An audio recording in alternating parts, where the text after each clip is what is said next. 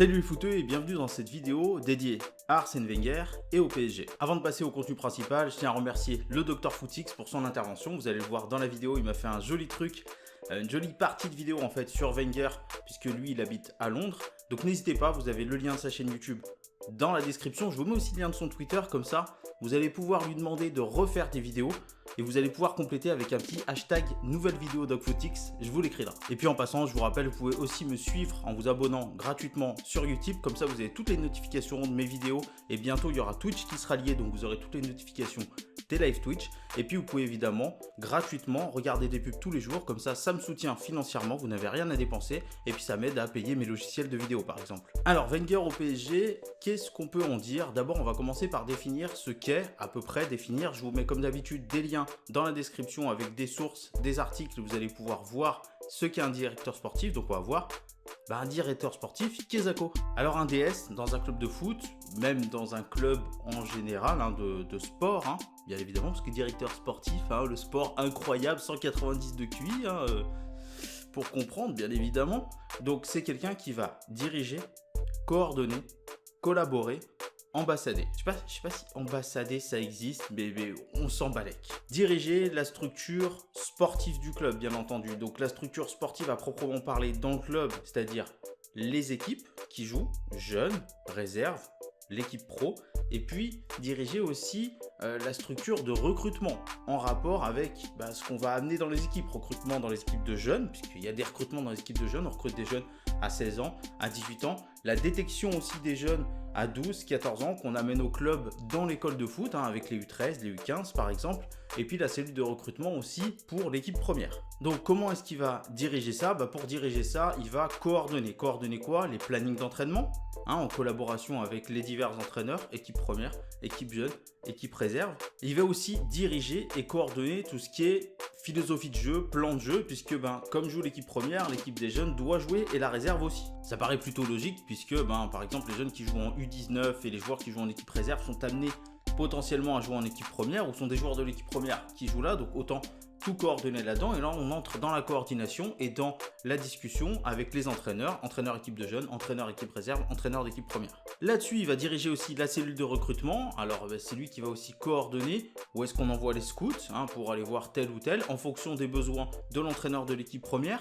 Il va aussi coordonner ça avec les entraîneurs et aussi avoir un délégué, par exemple comme Maxwell au PSG, sur le scouting, le recrutement pour les équipes de jeunes. Donc tout ça, c'est lui qui va diriger ça, il va diriger l'ensemble de l'équipe. Et il va se mettre d'accord avec l'entraîneur principalement de l'équipe première pour savoir, voilà, tu as besoin de quel joueur, à quel poste, et ils vont en discuter avec lui. Donc on le voit, il faut une certaine symbiose entre tout ce beau monde.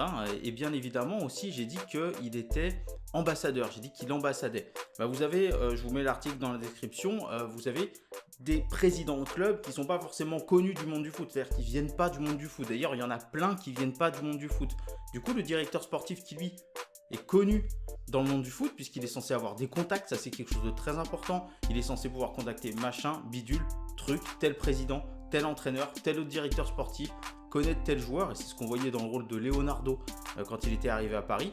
Et c'est lui qui va représenter son président et faire connaître son président s'il n'est pas encore connu du monde du foot des autres. Donc c'est lui qui va faire les rencontres comme ça. Et dernièrement, il va aussi collaborer. Il va collaborer avec quoi? Avec la structure marketing, la structure financière, la structure management. Voilà, pour voir avec eux quelles sont les possibilités et capacités financières du club. Et il peut aussi même y participer à ça, comme on va le voir avec Wenger, ce qu'il a fait à Arsenal, notamment au niveau du stade par exemple. Donc voilà, ça c'est les rôles principaux d'un directeur sportif. Et maintenant, on va passer à Arsène Wenger. Alors j'ai entendu des gens dire Arsène Wenger c'est bien, c'est un coach, c'est cool, mais en directeur sportif, qu'est-ce que ça pourrait donner? Et là, je vais laisser la parole au Dr Footix directement en duplex depuis Londres, parce que lui vit à Londres. Et donc il a les impressions des Londoniens. Il voit ce qu'a fait Arsène Wenger à Arsenal en plus de 20 ans. Donc laissons-lui la parole et laissons-le nous exprimer qui est Arsène Wenger, ce qu'il représente à Londres et quelles sont ses qualités et en quoi ce serait bien pour le PSG. Moi, je vais te parler d'Arsène Wenger. Il faut savoir que Arsène Wenger, au niveau des supporters d'Arsenal et même des gens qui aiment le foot, que ce soit les médias, que ce soit les connaisseurs, etc., ou même les anciens joueurs ou les joueurs actuels, Arsène Wenger est une légende dans le football anglais. Pourquoi? Parce que déjà, quand vous avez plus de 20 ans de longévité dans un club phare qui a plus de 100 ans d'existence, c'est qu'il y a forcément une raison pour ça.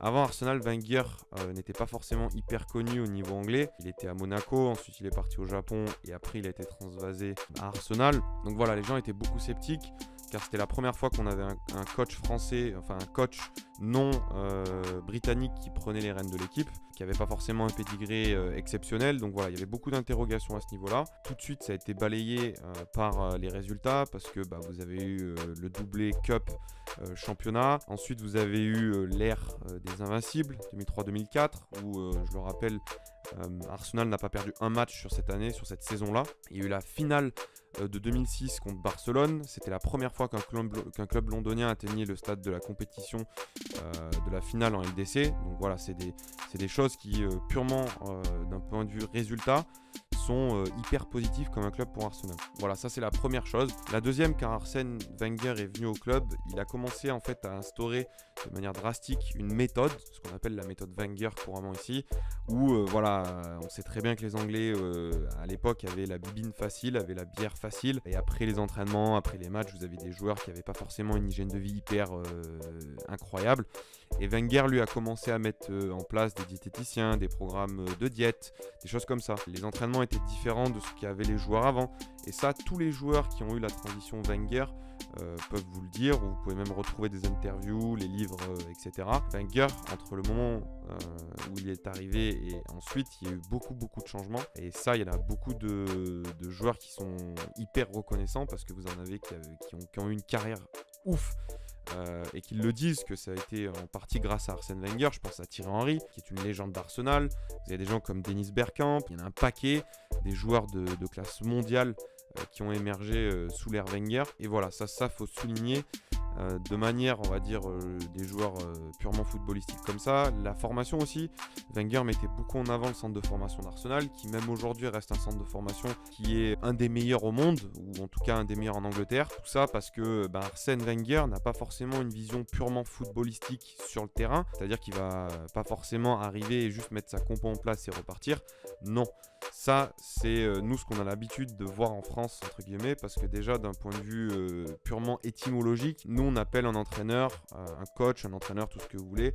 En Angleterre, ils appellent ça un general manager, c'est-à-dire que la fonction première d'un entraîneur ne va pas se cantonner simplement au terrain. Il va avoir aussi une fonction dirigeante, une fonction hiérarchique, c'est-à-dire que la hiérarchie du coach va être au-dessus de ce qui se fait au niveau des joueurs, même si en France on le retrouve, mais ce que je veux dire c'est que c'est hyper structuré en Angleterre aussi, mais que vous avez en fait une structure qui va être échangée. Pourquoi ? Parce que le coach ou le general manager ne va pas que faire du terrain, mais il va aussi s'occuper de la finance, il va aussi s'occuper des transferts, il va avoir son point de vue sur beaucoup de choses, et en particulier sur la gestion du club. C'est ce qu'Arsène Wenger a fait et a bien fait. Il faut savoir qu'Arsène Wenger, il a fait ce genre de choses de manière parfaite.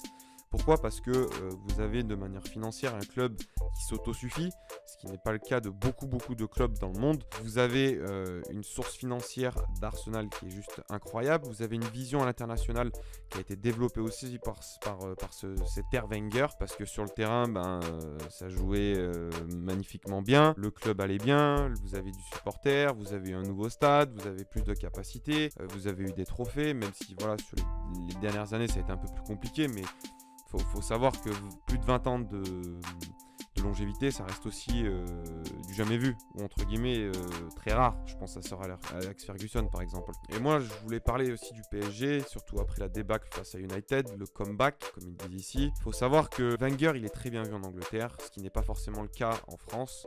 Nous, on a cette image du consultant de TF1 avec Christian Clavier, etc., un peu timide, un peu réservé, qui donnait genre 2 phrases dans le match et puis c'était tout. En Angleterre, on le voit pas forcément comme un génie tactique, on le voit aussi comme un gestionnaire humain, financier et footballistique.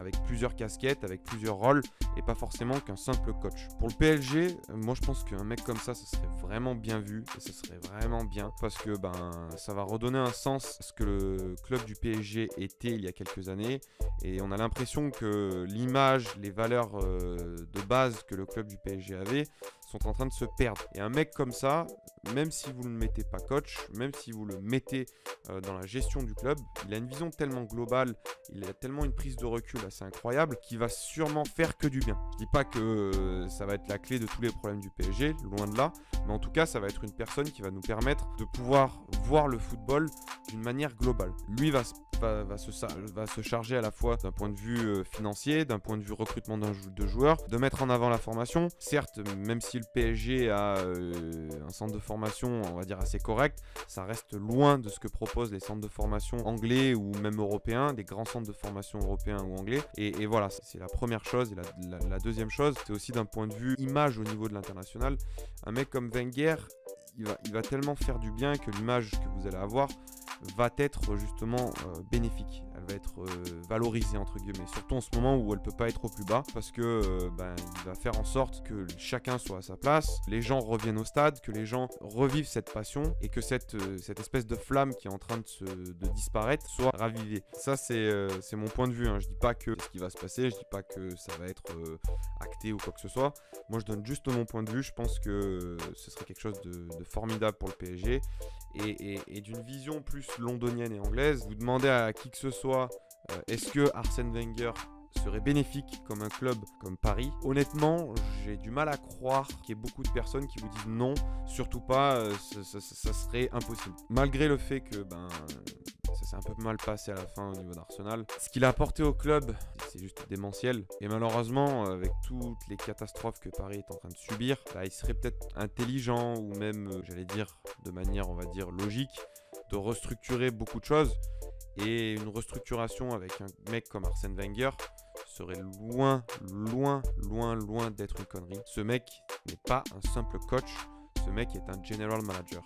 Simplement. Merci le doc, ça confirme exactement ce que je pense de Wenger et de ce qu'il peut apporter au PSG. Donc on va passer à notre troisième partie, comment est structuré le PSG et de quoi a besoin le club. Alors l'organigramme du PSG, sa structure, ses problèmes au niveau structuration ne sont pas nouveaux en fait. Il y en a plein de gens qui en ont parlé avant moi, il y a des émissions de foot qui en ont parlé, il y a Romain Molina qui en a parlé aussi à plusieurs reprises, mais il y a un souci en fait dans l'organigramme au niveau de qui fait quoi et surtout qui fait quoi avec qui, c'est-à-dire qui bosse avec qui. On ne sait pas comment Antero travaille avec Maxwell, on a vu que ça passait pas avec Tourelle. Je vous ai mis normalement, si je l'ai retrouvé, une interview d'Unai Emery, c'est court, assez court, mais qui dit que il s'est laissé faire en fait au PSG, il s'est laissé un petit peu enliser, il s'est laissé déborder et qu'il allait prendre les choses en main parce que malheureusement les choses ne sont pas prises réellement en main. Donc on ne sait pas trop comment avance le club, on dirait qu'il n'y a pas de direction à ce niveau-là et donc s'il n'y a pas de direction, ça vient forcément des gens qui sont à la direction. Alors pour le côté marketing, il n'y a aucun souci, on l'a vu, le partenariat avec Jordan, on l'a vu, ils vont s'en trouver des nouveaux sponsors à la place de Fly Emirates qui rapportent plus d'argent, il n'y a aucun problème, tout ça fonctionne très très bien.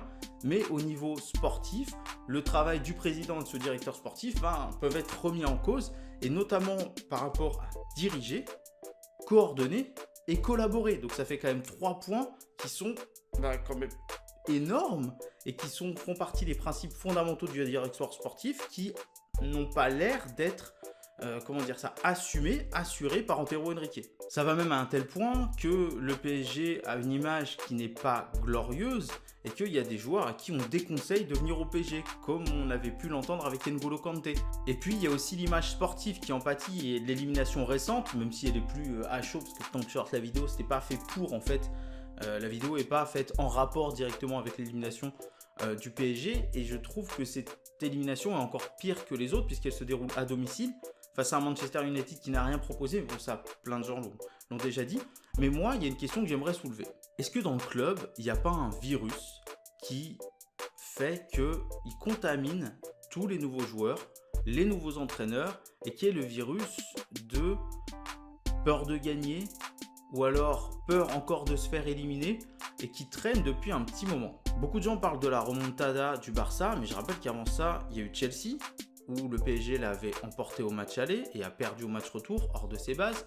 Il y a eu Manchester City, il y a eu Barcelone, et là il y a Manchester United, et là où c'est encore pire, c'est que c'est chez toi, face à une équipe qui n'a rien proposé du tout footballistiquement parlant. On l'a déjà dit, il y en a plein qui l'ont dit, il y a une belle vidéo par exemple de Willou là-dessus, le club des 5 en a parlé aussi, le PSG s'est tiré une balle, concrètement, voilà, c'est carrément tirer une balle, on a parlé de suicide même chez Willou. Et donc je me demande si ce virus, si ce syndrome se transmet pas en fait, et si ça contamine pas un peu tout le monde, et que même si certains cadres peuvent essayer de remobiliser les troupes, comme on l'avait vu avec la petite vidéo de Thiago Silva à la mi-temps, et peut-être que ça marche pas, peut-être qu'il y a la peur au ventre, peut-être qu'il y a quelque chose qui contamine un petit peu tout le monde et qui fait que ça trotte dans les têtes, et que c'est là et qu'il va falloir un déclic pour le passer. Et il va falloir plus qu'un homme, qu'une seule personne pour le passer, mais en tout cas je pense que Wenger peut aider là-dessus. Wenger peut aider à plusieurs niveaux le PSG. Premièrement, au niveau de son image. Wenger est quelqu'un de rassurant, Wenger est quelqu'un qu'on voit de calme, même si au bord du terrain il a pu avoir des frictions, mais c'est quelqu'un de posé, qui maîtrise son sujet, qui a beaucoup de contacts, et qui au niveau de l'image extérieure du PSG peut rassurer, et qui au niveau de l'image à l'intérieur du PSG peut rassurer aussi. C'est un compétiteur, il a gagné des titres, il sait ce que c'est d'aller en finale de la Ligue des Champions, donc là-dessus ça fait une personne en plus. Ok, on sait, Unai Emery il avait gagné l'Europa League, on savait ce qu'il était, donc voilà, mais il ne faut pas qu'une seule personne comme ça, il en faut plusieurs, et Wenger va représenter tout ça et travailler en collaboration avec les autres. Et puis c'est un vrai general manager, comme on l'a dit, c'est un vrai homme qui a les dispositions nécessaires pour le poste de directeur sportif. Et la dernière fois que ça s'est très bien passé au PSG, et là il y a plein de supporters qui seront d'accord avec moi je pense, c'est quand il y avait Leonardo, donc quand il y avait un vrai directeur sportif compétent et qui avait les connaissances du métier du football. Donc là-dessus il peut apporter aussi par rapport, je pense, aux relations qu'il peut avoir avec Maxwell et Tourelle, qui sont deux personnes très intelligentes. Il peut aussi apporter via ses qualités de directeur de scout. C'est-à-dire qu'il a déjà dirigé une cellule de recrutement, il sait ce que c'est que le recrutement, donc il peut bien travailler avec Maxwell, il peut travailler avec Tourelle puisque c'est un mec qui a eu des idées de jeu à Arsenal. Je vous rappelle que c'est quand même quelqu'un qui a changé un peu le football en Angleterre, donc je pense qu'il peut bien s'entendre. En plus, il est polyglotte, alors je ne sais pas s'il maîtrise le portugais, mais je pense que Maxwell parle français et anglais aussi, il n'y a pas de souci, vu les clubs dans lesquels il est passé, il n'y a aucun problème là-dessus. Mais en tout cas, il est possible qu'Arsène parle allemand, et de toute façon, Tourelle parle de plus en plus français, d'après ce que j'ai vu et entendu, donc les deux devraient s'entendre sans aucun problème, et je pense qu'il va y avoir connivence entre Tourelle et Wenger pour aller de l'avant et pour faire franchir un palier à ce club, parce que ce qui est important, c'est pas juste faire franchir un palier à l'équipe, parce que techniquement, tactiquement, je pense qu'il y a ce qu'il faut au niveau de... Après, il y avait peut-être des joueurs fatigués, mais ce que je veux dire, c'est que sur le terrain, je pense qu'il y avait ce qu'il faut pour passer Manchester United. Après, pour aller à la victoire finale, on ne sait pas, mais je pense qu'il y avait ce qu'il faut sur le terrain, même si vous dites, il faudrait recruter, machin, bidule, il y a quand même une grosse équipe et un banc qui est quand même important au Paris Saint-Germain. Je pense que ce qui est nécessaire, c'est de faire passer un cap au club tout entier en termes de ce syndrome, ce fait d'être des gagnants en fait. C'est-à-dire que le PSG doit passer d'un club qui gagne la Ligue 1, il n'y a pas de souci là-dessus, d'un club qui gagne des titres, et je suis consterné de voir à quel point on dénigre le fait que le PSG ne gagne que la Ligue 1 ou la Ligue 1 plus une coupe, ou la Ligue 1 plus deux coupes en France. Enfin, il faut quand même les gagner ces titres nationaux, et c'est aux autres de se bouger le cul pour aller les chercher, et pas au PSG de ralentir, ou c'est pas parce que c'est trop facile, je veux dire, les autres clubs ne jouent le PSG que 2 fois dans l'année, et pour Lyon par exemple, il y a eu une défaite et une victoire, donc c'est pas ça qui justifie d'être à 27 points je crois du Paris Saint-Germain, si on compte les matchs en retard du PSG qui vont gagner. Enfin, probablement gagner. Donc voilà, c'est quand même une grosse performance. Mais il faut passer le cap sur le plan européen. Et c'est un cap de club à passer. Puisque la dernière fois que le PSG a fait des exploits et a brillé vraiment en Europe, c'était dans les années 90. Et le PSG était un outsider au niveau européen. Au jour d'aujourd'hui, le PSG n'est plus un outsider.